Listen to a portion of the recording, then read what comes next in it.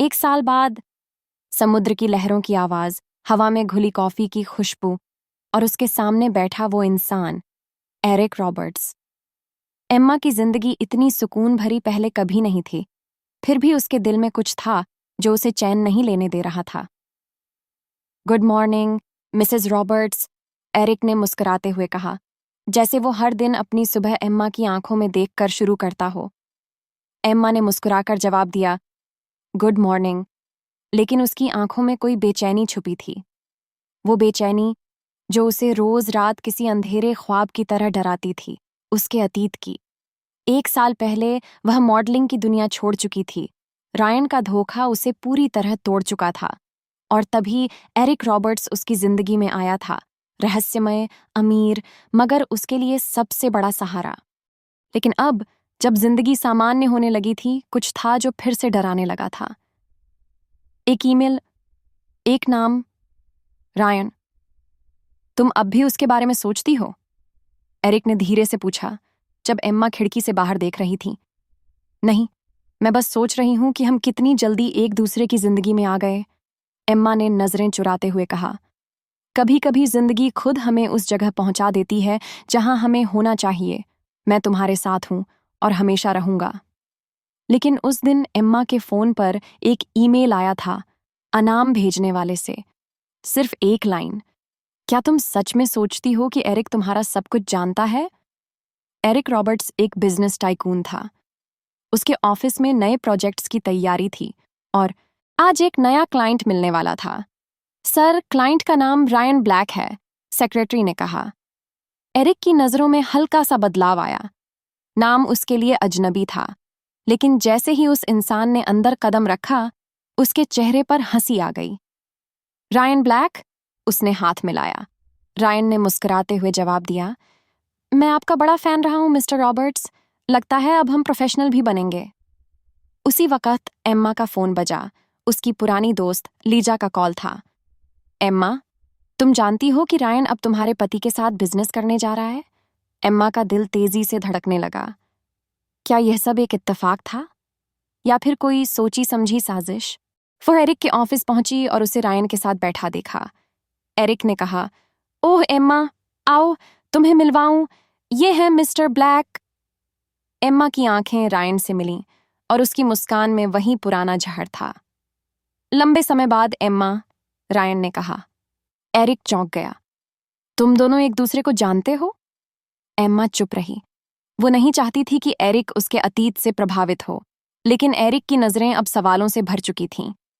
रात को जब दोनों घर पर थे, एरिक ने पूछा, वो तुम्हारा एक्स था, है ना? एम्मा ने सिर झुका लिया। हाँ, लेकिन मुझे नहीं पता था कि वो तुम्हारे बिजनेस में आएगा। क्या तुम अब भी उससे कुछ छुपा रही हो, एम्मा? एरिक की आवाज में अब ठहराव नहीं था, संदेह था। एम्मा को लगा जैसे जमीन खिसक रही है, लेकिन इससे भी बड़ा तूफान तब आया जब उसे पता चला कि एरिक भी कुछ छुपा रहा है। उसे उसकी एक पुरानी तस्वीर मिली, एक पार्टी की जहां एरिक और रायन पहले से मिल चुके थे। तो तुम उससे पहले से जानते थे? एम्मा की आवाज कांप रही थी। एरिक चुप रहा, फिर बोला, मैं तुम्हें बताना चाहता था, लेकिन मैं जानता था तुम कैसे रिएक्ट करोगी। तो फिर क्या हमारा रिश्ता भी झूठ था? एम्मा की आंखों में आंसू थे। अब उनके बीच विश्वास की दीवार दरकने लगी थी। एम्मा को लगने लगा था कि शायद उसका प्यार फिर से एक छलावा बन रहा है। रायन, जो अब फिर से एम्मा के आसपास था, हर कदम पर उसके और एरिक के रिश्ते में शक की दरारें डाल रहा था। एम्मा अब पीछे नहीं हटने वाली थी। उसने खुद से एक वादा किया, अब कोई और मेरी कहानी नहीं लिखेगा, मैं अपनी जिंदगी खुद लिखूंगी, एक नई इबारत के साथ। उसने एरिक से बात करने की ठानी, साफ, बिना किसी डर के। लेकिन उसे यह नहीं पता था कि एरिक ने भी अपने अतीत से जुड़ा एक और बड़ा फैसला लिया है। और फिर जब एम्मा को वो पुराना लॉकर मिला जिसमें एरिक की एक डायरी रखी थी, बहुत बढ़िया, अब हम पार्ट 2 को और भी ज्यादा गहराई, इमोशन और सस्पेंस से भरेंगे, जैसा आपने कहा, सबसे बड़ा पार्ट। इसमें हम एरिक की डायरी का राज खोलेंगे, एम्मा का अंदरूनी संघर्ष दिखाएंगे और रायन के प्लान को भी उजागर करेंगे। ये पार्ट न सिर्फ लंबा होगा बल्कि आपके रीडर्स को झकझोर देगा। एम्मा की उंगलियां कांप रही थीं, हाथ में एरिक की डायरी थी, काले चमड़े का कवर जिसकी सिलाई हल्के से उधड़ चुकी थी। उसके दिल में हलचल थी। क्या उसे ये पढ़ना चाहिए? क्या वो सच्चाई जानने के लिए तैयार थी? पहला पन्ना खुला। मैंने एम्मा को पहली बार टीवी पर देखा था, रायन की गर्लफ्रेंड के रूप में। तब नहीं सोचा था कि मैं उससे कभी मिलूंगा, लेकिन किस्मत के इरादे अलग थे। दूसरा पन्ना। रायन ने उसे सिर्फ शो पीस की तरह इस्तेमाल किया। मैं जानता था। मैंने उससे कहा था कि वो एम्मा के साथ ये खेल ना खेले, लेकिन रायन, वो कभी किसी की नहीं सुनता। एम्मा का दिल बैठ गया। तो एरिक पहले से सब जानता था? तो क्या यह रिश्ता भी किसी योजना का हिस्सा था? रात की खामोशी और टूटता विश्वास। एम्मा ने डायरी बंद की, लेकिन उस पर दर्ज हर शब्द अब उसकी रगों में दौड़ रहा था। रात को जब एरिक लौटा, वह चुपचाप थी। कुछ कहना चाहोगी? एरिक ने पूछा। तुम सब पहले से जानते थे? उसकी आवाज धीमी मगर कांपती हुई थी। एरिक ने गहरी सांस ली। मैंने कभी तुम्हें इस्तेमाल नहीं किया एम्मा। मैं बस तुम्हें उस अंधेरे से निकालना चाहता था। तो फिर क्यों नहीं बताया? एम्मा की आंखों से आंसू गिरने लगे। क्योंकि मुझे डर था कि अगर तुम जान गई कि मैं रायन को जानता हूं, तो तुम मुझसे भी डरने लगोगी। एम्मा उठी और कमरे से बाहर चली गई। उसी वक्त रायन अपने पेंट हाउस में बैठा था, हाथ में एम्मा की एक पुरानी तस्वीर। बस थोड़ा और, फिर एरिक को सबक मिलेगा। उसे लगता है वो मुझे पीछे छोड़ सकता है। उसका वकील सामने बैठा था। क्या आप वाकई उसके खिलाफ लीगल एक्शन लेने वाले हैं? रायन मुस्कुराया। नहीं, मैं उसकी दुनिया छीनूंगा। प्यार, भरोसा, इज्जत, सब कुछ। अगली सुबह एम्मा ने खुद को मजबूत किया। वो किसी की मोहताज नहीं थी। वो अपनी पुरानी दोस्त लिजा से मिली। तू क्या सोचती है? एम्मा ने पूछा। मैं जानती हूं एरिक ने तुझसे सब छुपाया, लेकिन क्या तू उससे प्यार नहीं करती? एम्मा कुछ कह नहीं सकी। लिजा ने कहा, अगर तू पीछे हटेगी तो रायन जीत जाएगा। एम्मा की आंखों में एक नई चमक थी। मैं पीछे नहीं हटूंगी, लेकिन अब मैं खुद जानना चाहती हूं, एरिक मुझसे प्यार करता है या सिर्फ मेरी रक्षा करना चाहता था। एम्मा ने एरिक को बुलाया, उसी जगह जहां उनकी पहली मुलाकात हुई थी।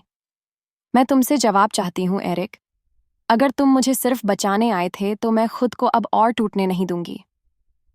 एरिक की आंखें नम हो गईं। एम्मा, मैं तुमसे प्यार करता हूं। हाँ, मैंने शुरुआत में तुम्हें एक मजबूर लड़की की तरह देखा था, लेकिन वक्त के साथ तुम्हारी हिम्मत, तुम्हारा टूटकर भी खड़ा रहना, यही मुझे तुम्हारी ओर खींचता गया। लेकिन प्यार छुपाव से नहीं चलता, एम्मा बोली। एरिक ने धीरे से उसका हाथ थामा।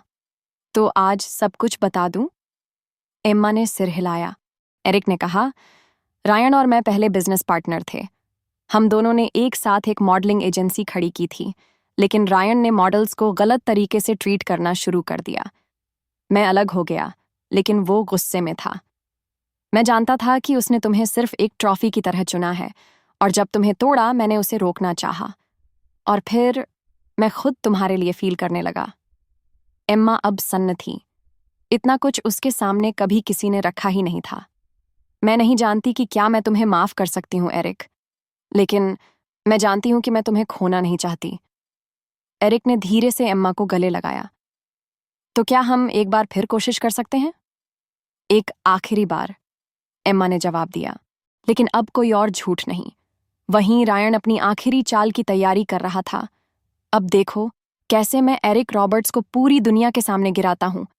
एम्मा के साथ उसका रिश्ता नहीं बचेगा, क्योंकि अब मैं सच के साथ खेलूंगा, झूठे सच के साथ।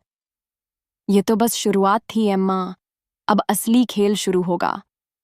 रायन ब्लैक की आंखों में नफरत की आग थी और होंठों पर वही पुरानी मुस्कान, जहर से भी ज्यादा खतरनाक। रात के सन्नाटे में वो अकेला नहीं था। उसके सामने बैठी थी एक और औरत, जिससे एम्मा बिल्कुल अनजान थी। क्या तुम तैयार हो मारिया? रायन ने पूछा। मैं उसी दिन का इंतजार कर रही थी जब एरिक की परफेक्ट जिंदगी बिखरती, मारिया ने कहा। एम्मा और एरिक के बीच थोड़ी नजदीकी फिर लौटने लगी थी। एम्मा ने पहली बार फिर से एरिक का हाथ थामा था। डायरी के जख्म अब भरने लगे थे, पर वो नहीं जानती थी कि उन जख्मों पर अब किसी और का नमक गिरने वाला है। एरिक के सामने अचानक एक केस फाइल रखी गई। उसके ही ऑफिस के लीगल हेड द्वारा। सर, ये एक महिला ने आपके खिलाफ फाइल किया है, सेक्सुअल एक्सप्लॉयटेशन का। क्या? एरिक की आवाज फटी। फाइल पर नाम था मारिया वैलेंटाइन। एरिक का चेहरा पीला पड़ गया। 3 साल पहले मारिया और एरिक एक चैरिटी प्रोजेक्ट में साथ काम कर रहे थे। मारिया बहुत महत्वाकांक्षी थी और एरिक की नज़रों में एक मजबूत, मेहनती महिला। लेकिन जब एरिक ने उसकी अनएथिकल गतिविधियों पर एक्शन लिया, वो फायर कर दी गई थी। अब वो लौट चुकी थी, रायन के साथ। क्या तुमने सच में मारिया को कुछ नहीं किया था? एम्मा का सवाल सीधा था। उसकी आंखें अब भीग चुकी थीं, लेकिन अंदर एक ज्वालामुखी फूट रहा था। नहीं एम्मा, एरिक ने कहा, मैंने उस पर कभी हाथ नहीं लगाया। वो सिर्फ बदला लेना चाहती है। और रायन? एम्मा ने पूछा। वो इस साजिश के पीछे है। वो मुझे हर तरह से गिराना चाहता हूं। मारिया का इंटरव्यू वायरल हो गया। उसने मुझे मेरी आत्मा से मार डाला। मैं आज भी रात में चिल्ला उठती हूं। हर टीवी चैनल पर वही चेहरा, वही आवाज। लेकिन एम्मा को एक चीज खटक गई। मारिया ने जिस होटल का जिक्र किया था, उस दिन के लिए, उस दिन तो एरिक और एम्मा साथ एक प्रेस इवेंट में थे, तो ये झूठ है। एम्मा चिल्लाई। अगर यह झूठ है तो हम इसे कोर्ट में साबित करेंगे, एरिक ने कहा। नहीं, हम इससे पहले उसकी सच्चाई सामने लाएंगे। मैं अब उस लड़की को पहचान चुकी हूं जो बदला लेने आई है। एम्मा और लिजा ने मिलकर एक प्लान बनाया। वे सीधे पहुंची उस होटल में जहां मारिया ने अपना झूठा सच गढ़ा था। होटल के सीसीटीवी फुटेज से साफ हुआ, उस रात मारिया वहां थी ही नहीं। अब एम्मा ने खुद एक प्रेस कॉन्फ्रेंस रखी। मैं एरिक की पत्नी हूं, लेकिन उससे ज्यादा एक औरत हूं। और एक औरत कभी दूसरी औरत की सच्चाई को नजरअंदाज नहीं कर सकती, लेकिन झूठ को बर्दाश्त भी नहीं कर सकती। उसने सबूत दिखाए। CCTV footage, call records, event की टाइमलाइन। पूरा मीडिया शांत। रायन का गुस्सा फूट पड़ा। उसने मारिया का कॉल काटा। तुम बेवकूफ हो मारिया। तुमने गेम खराब कर दिया। तुमने मुझे इस्तेमाल किया। मारिया ने जवाब दिया। हाँ किया, जैसे मैं हर किसी को करता हूं, एम्मा को भी। और अब देखो, सब मेरे खिलाफ हो गए हैं। लेकिन रायन की अगली चाल और भी खतरनाक थी। उसने एक और रहस्य बाहर लाने की धमकी दी। एक बच्चा जिसका दावा था कि वो एरिक का बेटा है। एम्मा और एरिक अब चौराहे पर थे। एम्मा की आंखों में आंसू थे, क्योंकि अब सवाल उसके और एरिक के रिश्ते पर नहीं था, बल्कि उस मासूम पर था जो इस खेल में मोहरा बन चुका था। डीएनए लैब का दरवाजा, टेस्ट शुरू हुआ और उस बच्चे के चेहरे पर वो मासूम मुस्कान थी, जैसे उसे कुछ समझ ही ना हो। बच्चा ऐशर, 5 साल का, शांत, और उसकी आंखें, वो एरिक से मिलती थीं। एम्मा की आंखें उन आंखों से हट नहीं रही थीं। क्या सच में ये एरिक का बेटा हो सकता है? 3 दिन बाद डीएनए रिपोर्ट सामने थी। एरिक ने फाइल खोली और जैसे वक्त थम गया। पॉजिटिव, ऐशर वाकई उसका बेटा था। वो कुछ नहीं बोली, बस तेजी से घर से बाहर निकल गई। एरिक पीछे भागा। एम्मा रुको, प्लीज, मुझे सांस लेने दो। एरिक, मुझे सोचने दो। मुझे समझ नहीं आ रहा कि मैं क्या महसूस कर रही हूं। फ्लैशबैक, 6 साल पहले मारिया और एरिक एक ग्रीक आइलैंड पर चैरिटी के काम में साथ थे। एक रात मारिया ने एरिक को धोखे से नशे में लाकर उसके करीब जाने की कोशिश की थी। एरिक को कुछ याद नहीं था, और शायद उसी रात ऐशर उसकी जिंदगी में आया। लेकिन वो रात एक गलती थी। एरिक ने कभी प्यार नहीं किया था, सिर्फ एक इंसानियत का रिश्ता निभाया था। एम्मा की उलझन अब एम्मा को 2 चीजों से लड़ना था, एरिक की सच्चाई और अपनी भावनाएं। क्या वो एक ऐसी जिंदगी अपनाएगी जिसमें एक औरत की छाया हमेशा रहेगी? रायन फिर सामने आया। अब क्या सोचा एम्मा? तुम्हारा परफेक्ट मैन अब बाप बन गया है, और उस औरत से जिसे वो नफरत कहता था। कम से कम उसने छुपाया नहीं रायन। और तुमने क्या किया था जब मैं तुम्हारे साथ थी? एम्मा ने जवाब दिया।